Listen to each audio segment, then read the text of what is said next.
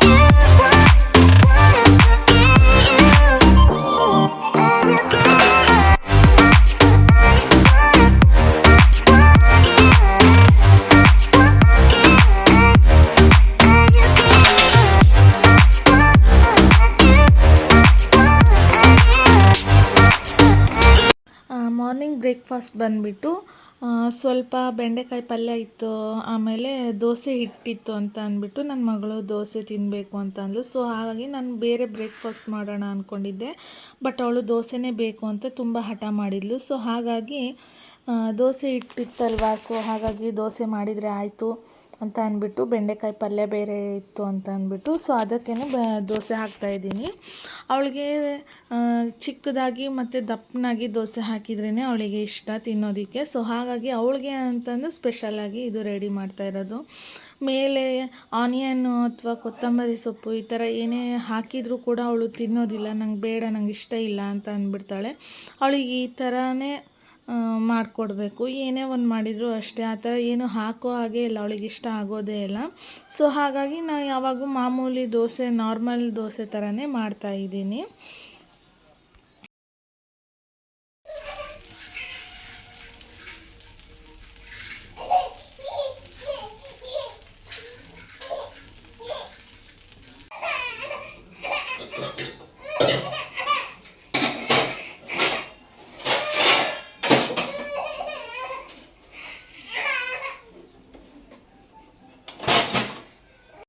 ಹಾಗೆ ಪಾತ್ರೆ ಎಲ್ಲ ತೊಳೆದಿಟ್ಕೊಂಡಿದ್ದೆ. ಸೊ ಆ ಪಾತ್ರೆನ ಜೋಡಿಸ್ಕೊಂಡು ಬಿಡೋಣ ಅಂತಂದು ಬೇಗ ಬೇಗ ಜೋಡಿಸ್ಕೊತಾ ಇದ್ದೀನಿ. ಆ್ಯಕ್ಚುಲಿ ಇವತ್ತು ಥರ್ಸ್ಡೇ ಆಗಿರೋದ್ರಿಂದ ನನ್ನ ಹಸ್ಬೆಂಡ್ ಫೋನ್ ಮಾಡಿಬಿಟ್ಟು ಸಣ್ಣ ಸಣ್ಣ ಮೀನಿದೆ, ಜಬ್ ಮೀನು ಅಂತೀವಿ ನಮ್ಮ ಸೈಡೆಲ್ಲ ಈ ಕಡೆ. ಸೊ ಆ ಮೀನು ಅಂದರೆ ನನ್ನ ಹಸ್ಬೆಂಡ್ಗೆ ತುಂಬ ಇಷ್ಟ. ಸೊ ಅವರು ಏನೋ ದಾರಿಲಿ ಹೋಗುವಾಗೇನೋ ಅಲ್ಲೇನೋ ಇಟ್ಕೊಂಡಿದ್ರು ಅಂತ ಅಂದ್ಬಿಟ್ಟು ಫೋನ್ ಮಾಡಿದರು, ಈ ಥರ ಇದೆ ತರಲಾ, ಅಡುಗೆ ಮಾಡ್ತೀಯಾ ಅಂತ ಅಂದ್ಬಿಟ್ಟು.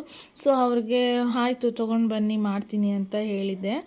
ಸೊ ಅದಕ್ಕೆ ನಾನು ಎಲ್ಲ ರೆಡಿ ಮಾಡಿಕೊಂಡು ನನ್ನ ಹಸ್ಬೆಂಡು ಫಿಶ್ ಎಲ್ಲ ವಾಶ್ ಮಾಡಿಬಿಟ್ಟು ಕ್ಲೀನಾಗಿ ತೊಳ್ಕೊಟ್ಟು ಅವ್ರ ಕೆಲಸಕ್ಕೆ ಹೋಗಿಬಿಟ್ರು. ನಂಗೆ ವರ್ಕ್ ಇದೆ, ನಾನು ಹೋಗ್ತೀನಿ ಅಂತ ಹೇಳಿ ಹೋದರು. ನಾನು ಅದಕ್ಕಾಗಿ ಸ್ವಲ್ಪ ಅಡುಗೆ ಎಲ್ಲ ರೆಡಿ ಮಾಡ್ಕೊಳ್ಳೋಣ, ಮಧ್ಯಾಹ್ನ ನನ್ನ ಮಗಳು ಸ್ಕೂಲಿಂದ ಬರೋ ಅಷ್ಟರಲ್ಲಿ ಬೇಗ ಮಾಡಿಬಿಡೋಣ, ಬಂದ ತಕ್ಷಣ ಊಟ ಮಾಡಿದರೆ ಆಯಿತು ಅಂತ ಅಂದ್ಬಿಟ್ಟು ಬೇಗ ಬೇಗ ಎಲ್ಲ ರೆಡಿ ಮಾಡಿಕೊಂಡು ಸಾಂಬಾರು ರೆಡಿ ಮಾಡ್ಕೊತಾ ಇದ್ದೀನಿ. ಅವಳು ಬಂದ ತಕ್ಷಣ, ಅವಳು ಏನಂದರೆ ಸ್ಕೂಲಿಂದ ಬಂದ ತಕ್ಷಣ ಅವಳು ಊಟಕ್ಕೆ ಕೇಳಿಬಿಡ್ತಾಳೆ. ಸೊ ಹಾಗಾಗಿ ಅವಳು ಬರೋದ್ರೊಳಗೆ ಮಾಡ್ಕೊಂಡು ಬಿಡೋಣ ಅಂತಂದು ರೆಡಿ ಮಾಡ್ಕೊತಾ ಇದ್ದೀನಿ. ಆ್ಯಕ್ಚುಲಿ ಅವರೆಲ್ಲ ರೆಡಿ ಮಾಡಿಕೊಟ್ಟಿದ್ರು ಮೀನು ನೋಡಿ, ಈ ಥರ ಸಣ್ಣ ಸಣ್ಣ ಮೀನು ಇರೋದದು ರೆಡಿ ಮಾಡಿ ಎಲ್ಲ ವಾಶ್ ಮಾಡಿಕೊಟ್ಟಿದ್ರು. ನಾನು ಅದಕ್ಕೆ ಸ್ವಲ್ಪ ನೀರು ಹಾಕಿಬಿಟ್ಟು ಇನ್ನೊಂದು ಸರಿ ವಾಶ್ ಮಾಡಿಕೊಂಡು ಹಾಕ್ಕೋತಾ ಇದ್ದೀನಿ.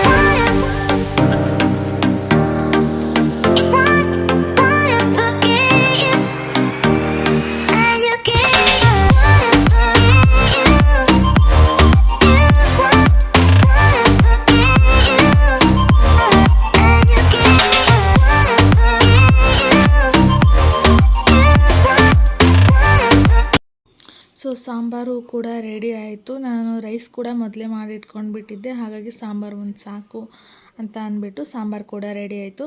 ಹಾಗೆ ಇಲ್ಲಿ ಒಂದು ಕೊರಿಯರ್ ಕೂಡ ಬಂದಿತ್ತು. ಆ್ಯಕ್ಚುಲಿ ಏನು ಅಂತಂದರೆ ನಾನು ಅಡುಗೆ ಮನೇಲಿ ಯೂಸ್ ಮಾಡೋವಂಥ ಆಯಿಲ್ ಕಂಟೈನರ್ ಏನಿದೆಯಲ್ಲ, ಅದು ನಾನು ಮೊದಲು ಯೂಸ್ ಮಾಡ್ತಾಯಿದ್ದು ಪ್ಲಾಸ್ಟಿಕ್ ಬಾಟಲು, ಅದು ಕೂಡ ಆನ್ಲೈನಲ್ಲೇ ತರಿಸ್ಕೊಂಡಿದ್ದು. ಬಟ್ ಅದೇನಾಯಿತು ಅಂದರೆ ಬ್ರೇಕ್ ಆಗಿ ಅದು ಒಡೆದು ಹೋಗಿಬಿಡ್ತು, ಮತ್ತು ಅದು ಯೂಸ್ ಮಾಡೋದಕ್ಕೆ ಬರೋದಿಲ್ಲ, ಆ ಥರ ಆಗಿಬಿಡ್ತು. ಸೊ ಹಾಗಾಗಿ ನಾನು ಏನು ಮಾಡಿದೆ ಅಂದರೆ ಆನ್ಲೈನಲ್ಲಿ ಇವಾಗ ಹೊಸದಾಗಿ ಎಲ್ಲ ಹಾಕ್ತಾಯಿದ್ರು ಗ್ಲಾಸ್ ಕಂಟೈನರ್ಗಳನ್ನ. ಸೊ ನೋಡೋಣ ಹೇಗಿದೆ, ಟ್ರೈ ಮಾಡೋಣ ಅಂತ ಅಂದ್ಬಿಟ್ಟು ನಾನು ಕೂಡ ಅದನ್ನ ಬುಕ್ ಮಾಡಿದ್ದೆ. ಸೊ ಆ ಒಂದು ಕೊರಿಯರ್ ಇವತ್ತು ಬಂದಿತ್ತು. ತುಂಬ ಕ್ಯೂರಿಯಾಸಿಟಿಯಿಂದ ಕಾಯ್ತಾ ಇದ್ದೀನಿ, ಆ ಒಂದು ಕೊರಿಯರ್ ಯಾವ ಥರ ಇತ್ತು ಅಂತ ಕಾಯ್ತಾ ಇದ್ದೆ. ಆ್ಯಕ್ಚುಲಿ ಅಷ್ಟೊತ್ತಿಗೆ ಅವ್ರು ಫೋನ್ ಮಾಡಿದರು, ಈ ಥರ ಕೊರಿಯರ್ ಇದೆ ಮೇಡಮ್ ಅಂತ ಅಂದ್ಬಿಟ್ಟು. ಸೊ ನಾನು ಒಂದು ನೋಡಬೇಕು ಹೇಗಿದೆ ಬಾಟ್ಲ್, ಯಾವ ಥರ ಇದೆ, ಚೆನ್ನಾಗಿದೆಯೋ ಇಲ್ವೋ ನೋಡೋಣ ಅಂತ ಅಂದ್ಬಿಟ್ಟು ಡೌಟಲ್ಲೇ ಬುಕ್ ಮಾಡಿದ್ದೆ.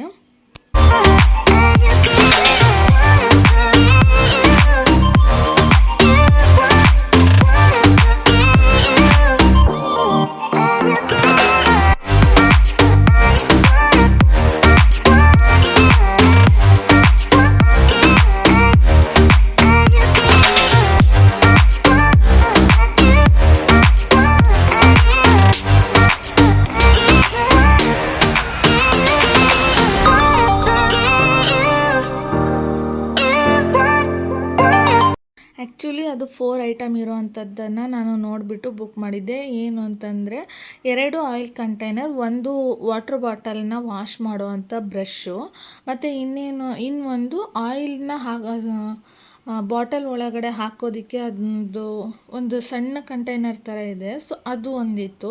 ಈ ಬಾಟಲ್ಗೆ ಅದು ಯೂಸ್ ಆಗುತ್ತೆ ಅಂದ್ಬಿಟ್ಟು ನಾನು ಅದು ಇರೋದನ್ನು ನೋಡಿಬಿಟ್ಟು ನಾನು ಬುಕ್ ಮಾಡ್ಕೊಂಡಿದ್ದು. ಆ್ಯಕ್ಚುಲಿ ಹೇಳಬೇಕು ಅಂತ ಅಂದರೆ ತುಂಬ ಚೆನ್ನಾಗಿತ್ತು, ಕ್ವಾಲಿಟಿ ಮಾತ್ರ ನಾನು ಅಂದ್ಕೊಂಡೇ ಇರಲಿಲ್ಲ ಇಷ್ಟು ಚೆನ್ನಾಗಿ ಬರುತ್ತೆ ಅಂತ ಅಂದ್ಬಿಟ್ಟು. ಮತ್ತು ನಾನಿಲ್ಲಿ 1000 ml ಕಂಟೈನರ್ ನೋಡಿದೆ, ಬಟ್ ಅದು ಸಿಗಲಿಲ್ಲ. ಹಾಗಾಗಿ 500 ml ಕಂಟೈನರ್ನ 2 ಬಾಟಲ್ನ ಬುಕ್ ಮಾಡಿದೆ.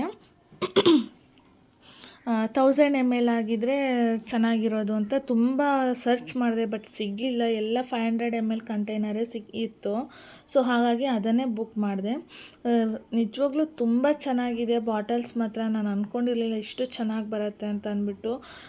ನಾನು ಫ್ಲಿಪ್ಕಾರ್ಟಲ್ಲಿ ಬುಕ್ ಮಾಡಿದ್ದು. ಆ್ಯಕ್ಚುಲಿ ಸ್ವಲ್ಪ ಫಾಸ್ಟ್ ಡೆಲಿವರಿ ಅಲ್ವಾ ಫ್ಲಿಪ್ಕಾರ್ಟು, ಸೊ ಹಾಗಾಗಿ ಆ್ಯಕ್ಚುಲಿ ನಾನು ಏನಾದರೂ ಎಮರ್ಜೆನ್ಸಿ ತುಂಬ ಅರ್ಜೆಂಟಾಗಿ ಏನಾದರೂ ಬೇಕು ನನಗೆ ಅಂತ ಅಂದ್ಬಿಟ್ರೆ ನಾನು ಫ್ಲಿಪ್ಕಾರ್ಟಲ್ಲೇ ಆಲ್ಮೋಸ್ಟ್ ಬುಕ್ ಮಾಡ್ಕೊಬಿಡ್ತೀನಿ. ಸ್ವಲ್ಪ ಫಾಸ್ಟ್ ಡೆಲಿವರಿ ಇರುತ್ತೆ. ಸೊ ಹಾಗಾಗಿ ಮೀಶೋದಲ್ಲಿ ಅಂದರೆ ತುಂಬ ಲೇಟ್ ಡೆಲಿವರಿ, ಅದು 10 to 15 ಡೇಸ್ ಎಲ್ಲ ತೊಗೊಂಡ್ಬಿಡತ್ತೆ. ಸೊ ಹಾಗಾಗಿ ಎಮರ್ಜೆನ್ಸಿ ಡೆಲಿವರಿ ಅಂತಂದರೆ ನಾನು ಫ್ಲಿಪ್ಕಾರ್ಟ್ನೇ ಜಾಸ್ತಿ ಯೂಸ್ ಮಾಡ್ಕೊಳ್ಳೋದು, ಸ್ವಲ್ಪ ಫಾಸ್ಟ್ ಡೆಲಿವರಿ ಇರುತ್ತೆ ಅಂತ ಅಂದ್ಬಿಟ್ಟು. ನೋಡಿ ಯಾವ ಥರ ಇದೆ, ತುಂಬ ಚೆನ್ನಾಗಿದೆ. ಆ್ಯಕ್ಚುಲಿ ತುಂಬ ಇಷ್ಟ ಆಯಿತು ಕೂಡ, ನಿಜವಾಗ್ಲೂ ನಾನು ಲೈಕ್ ಆಯಿತು ಈ ಬಾಟಲು. ಇನ್ನೇನಪ್ಪ ಸ್ವಲ್ಪ ಕೇರ್ಫುಲ್ಲಾಗಿ ಇಟ್ಕೋಬೇಕಷ್ಟೆ, ಸ್ವಲ್ಪ ಕೈ ತಪ್ಪಿದರೂ ಒಡೆದೋಗ್ಬಿಡತ್ತೆ ಬಾಟ್ಲು. ಸೊ ಹಾಗೆ ಸ್ವಲ್ಪ ಕೇರ್ಫುಲ್ಲಾಗಿ ಯೂಸ್ ಮಾಡಬೇಕು.